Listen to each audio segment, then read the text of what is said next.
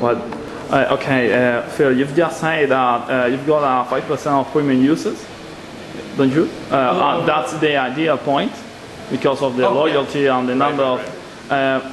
Why 5 and not 10 or 15? Why 5 is the ideal point? Well, we're not sure what the exact ideal number is. We're still experimenting. So, maybe it's 5, maybe it's 4, maybe it's 7.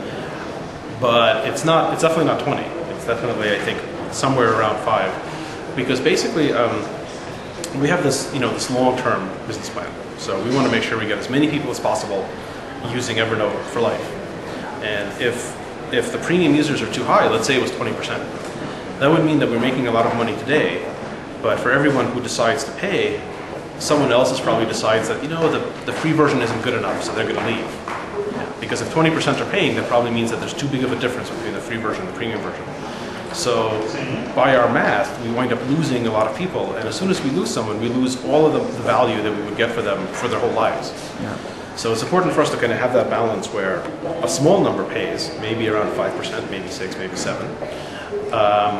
But they pay for many, many years. They pay for their whole life. And if the rate is too high, then I think we lose too many people. So that's kind of the balance. And we're still trying to tweak it. We're trying to figure out what the right number is. But it's definitely our intent that the free version of Evernote has to be great. Like our free version has to be great. It's not, the free version isn't just a way to try to fool you, to get you to using it. The free version has to stand by itself. It's the main version. It has to be really, really excellent. And I think we've done that. That's another big issue that I will ask you, because you said that you invest 90% of your profits in your product because you want an excellent product. Yeah. But so what opinion do you have about the typical quote in marketing that they say it's a perception market and not a product market? Yeah, so I think for apps right now, for consumer products, the quality is everything. Because the product is the marketing. Like, we don't do any marketing other than the product. Whenever we make a new version, we get tons of press, we get tons of publicity, we get tons of marketing. So all of our marketing activities are all tied to making the best product possible, because that's what gets the most attention. We don't do hype. We don't buy giant ads in the World Cup or anything. We get all of this value just from making a great product. So yeah, I disagree completely with any kind of a hype-driven approach for consumer-based apps. Obviously, for bigger brands or for business things, then that's different. I don't know too much about that. Okay. What do you think that maybe it's a competitive advantage of Evernote against other tools like Delicious or Digo or something like that? Well, we don't really think much about competition, just because it doesn't. There's so much to do. There's so much to make our own product better that looking back and seeing who else is doing something doesn't really help make our own product better. So we don't spend time on it.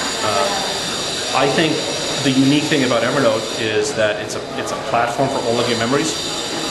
So it does everything that's in your brain can be in Evernote. It's web clips and business cards and audio files and pictures and recipes and business plans. It's everything together from your computer and from the real life. And I don't think there's anyone else that does that.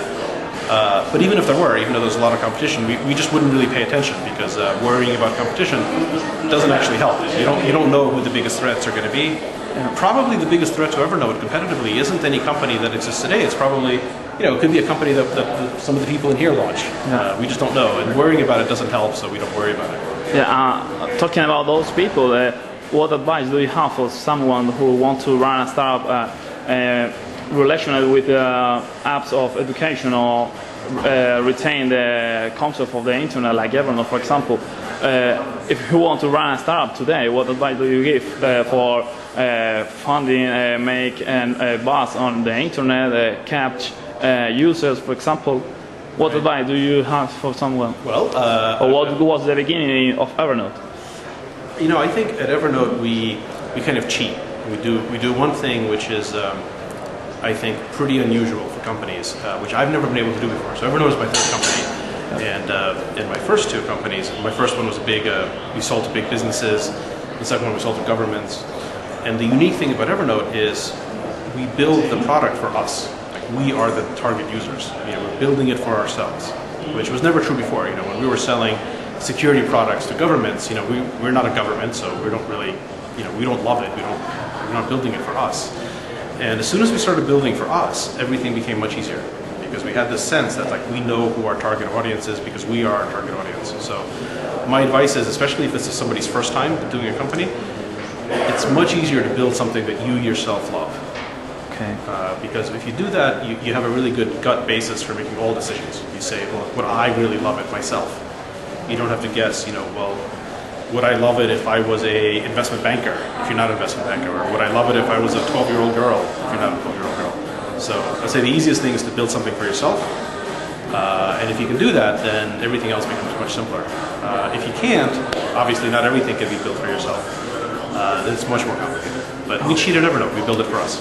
And you always say that Evernote retain the internet for life. What's your projection of Evernote in next 5-10 years or in for life? Yeah, so be acquired by Google, for example? No, we're not going to be acquired. We're financed and structured to be independent. Okay. So our goal is to make a historically significant company. 50 years from now, people will know what Evernote is. We definitely don't want to be acquired and disappear somewhere. So everything that we've set up to be a large, independent, profitable company, and we've refused acquisition offers. We're really not interested to be acquired. In fact, I think it's a mistake. I think, again, in my first two companies, I always thought about who's going to buy us. And both of my first companies got acquired, but we used to think about the acquisition. And in Evernote, we reject it.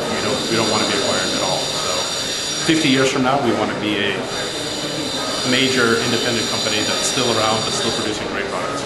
And do you plan any analytics on Evernote for measure the knowledge or the knowledge management? Because, for example, in our company, we use in collaboration in team, we got several notes for users inside the company. Do you have any projection of analytics to measure who is more participating, for example? Yeah, well, as you can tell from the presentation, so we really love numbers and statistics. We measure everything, we keep track of everything. So, over time, I think we'll do a lot more stuff. One thing that we never do is we make sure that all of your data is completely private. So we actually never look at anyone's data. We never look at anyone's account, even for analytics. So anything you put into Evernote is totally private. We never see it unless you decide to share it or something. But 95%. You're not going to be a big brother. Right, yeah. So we're not going to do any data mining. Okay. We're not going to, drive any affiliate traffic or ads. We're not trying to monetize your data. Like, your data is yours. You own it. It's not ours. You're just keeping it with us for a little bit or forever. But you have full ownership of it. And we do a lot of analysis on the general trends, but we never look at any individual data set. So maybe to resume, maybe the quote of the day is that build a product for yourself and then customer comes. I think if you have the luxury to do that, it's a great luxury. Obviously not everyone can do it, right? Because if everyone just built product for themselves, you wouldn't have products for banks and governments and kids. So not everyone can do it, but if you can, then it's wonderful. Okay, really thank you. Thank you.